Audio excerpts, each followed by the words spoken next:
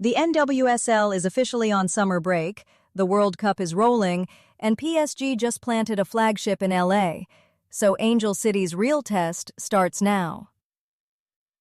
This is the Angel City Daily Podcast. The mid-season report dropped, the break is confirmed, and we've got a competitor opening doors in the club's own backyard. I've been building a case all week, Sarah, and today the receipts arrived. PSG, the standings, the global game tour, all at once. Then let's cash them in. Start with where Angel City actually sits in that USA Today mid-season scorecard. And let's see whether the on-field product backs up the brand. Because that XG floor I've been flagging finally has league context to measure against. The mid-season report lays out the MVP race and the playoff picture league-wide. For us, the useful read is the second half, and how heavy it's going to feel. Here's RecordNet. The league is officially on summer break, as the FIFA World Cup gets underway throughout North America this week. NWSL stars will be in action during the FIFA window, as 138 NWSL players were called up to represent their respective countries, including the USWNT's Triple Espresso, the trio of Olympic gold medalists Trinity Rodman, Washington Spirit, Sophia Wilson, Portland Thorns, and Mallory Swanson, Chicago Stars. USA Today's mid-season report is out, and the key bit for us is simple. The league is officially on summer break, and the season resumes July 3. So Angel City's second half doesn't even kick off for 3 weeks. Right, and the report leads with the MVP race. Temwa Chawinga chasing a third straight golden boot in Kansas City. Meanwhile, I've been staring at Angel City's XG floor all week. That 0.9 against the league median of 1.357. The standing snapshot doesn't exactly argue me out of it. Nope. And here's the tactical read I keep coming back to. 138 players got called up for the World Cup window. That's roster disruption nobody escapes cleanly. So for Angel City, July is partly about who comes back fresh and who comes back fried. And that's where Emsley's managed minutes stop being a wellness story for me. If the second half is as tight as these standings suggest, that workload you've protected all spring better be a playoff weapon, not a maintenance plan. Okay, so PSG's setting up shop in LA for the World Cup summer, and the whole city's turning into one big soccer festival. How does Angel City keep its supporter culture from becoming background noise in all of that? It's a real pressure test, and honestly, Angel City does seem to have a plan. The club launched what it calls the Global Game Tour, more than 30 free events from June 11 through July 19th across Boyle Heights, South LA, Long Beach, West Hollywood, Pasadena, Marina del Rey. A whole neighborhood-by-neighborhood push before the World Cup circus fully rolls in, per the club's announcement. And that map matters. Angel City has always sold itself through place, not just through a logo. Per the club's founding story, it launched in 2022 with a majority female ownership group, and BMO Stadium in Exposition Park has become a 22,000-seat home that routinely leads the league in turnout, with the downtown skyline right there behind it. The roots go beyond match day, too. Per Sports Business Journal, Angel City has delivered more than 2.5 million meals and 51,000-plus volunteer hours since launch. Then there's the identity piece.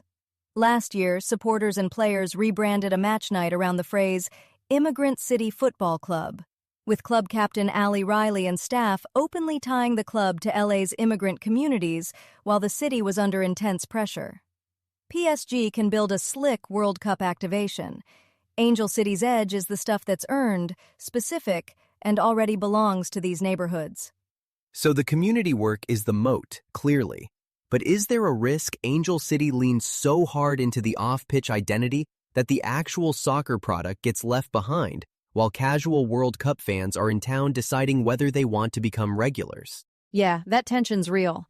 Sports Business Journal put it plainly. Angel City still has a lot of work to do to match the community impact bar with results on the field. The Global Game Tour is smart because it pulls new fans into the World Cup moment instead of trying to compete with it. But turning foot traffic into season-long support comes down to the soccer. Watch whether the club uses this high-visibility summer to make any roster moves that signal real on-field ambition. This one's from Sports Business Journal. French soccer club Paris Saint-Germain will open its Ici c'est Paris la Maison activation on Thursday as part of the club's efforts to create cultural touchpoints with soccer fans around the world. So PSG took over the Hollywood Athletic Club. Workout classes, private dining, startup showcases. A full branded house planted in LA for the World Cup. And here's the part that gets me. Hazelgrave told SBJ it's already profitable. Sponsor integrations, ticketed events. A French club is making money on a building in Angel City's backyard. And it didn't come from nowhere. Per SBJ, La Maison grew straight out of PSG's Club World Cup presence here last year. They ran the experiment. It worked. Now they're back. What strikes me is the calendar. NWSL's on summer break, the report we just hit confirmed it, and PSG drops a physical footprint in town exactly when there's no local match to compete with for casual attention. That's the whole game, Sarah. The home team's dark and a road team opens a flagship downtown. London, Shanghai, Tokyo, and now LA is just another stop on PSG's tour. From Fansided.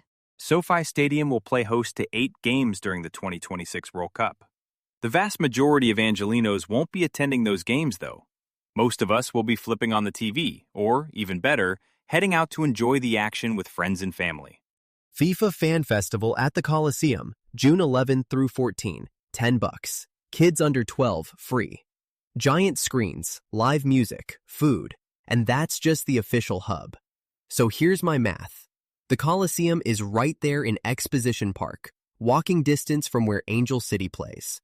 The whole city's getting a free crowd handed to it this week, and I want to know if there's an ACFC table anywhere near that gate. That's the right zip code to be asking about. The Coliseum Festival overlaps the Global Game Tour window almost exactly. Same days, same neighborhoods in play. 8 matches at SoFi, but the footprint's the festival. That's where casual eyeballs actually land, not the stadium most Angelinos can't get into. And the festival's selling a messy photo at the top of the page.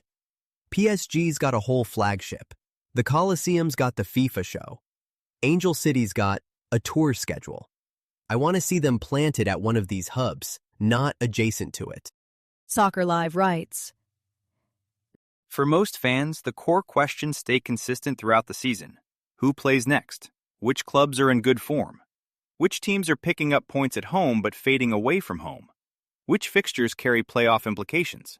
And when a team climbs or drops in the NWSL table, is that movement meaningful or just the result of an uneven number of games played? This one's a tracker, not a preview. And honestly, that's what matters with the league on summer break.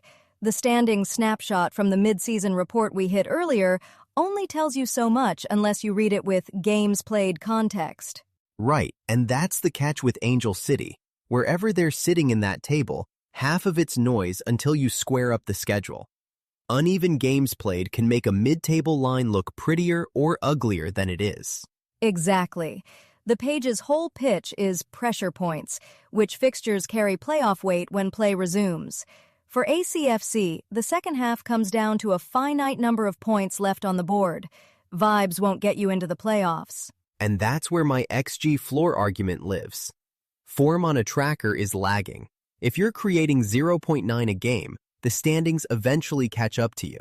The break just delays the bill. If Angel City Daily is part of your routine, take a moment to subscribe wherever you're listening. And if you can leave a quick review, it really helps other fans find the show. You'll find links to every story we covered today in the show notes. So if something caught your ear, that's the place to dig in a little further. That's Angel City Daily Podcast for today. Thanks for listening and have a great Friday. This is a Lantern Podcast.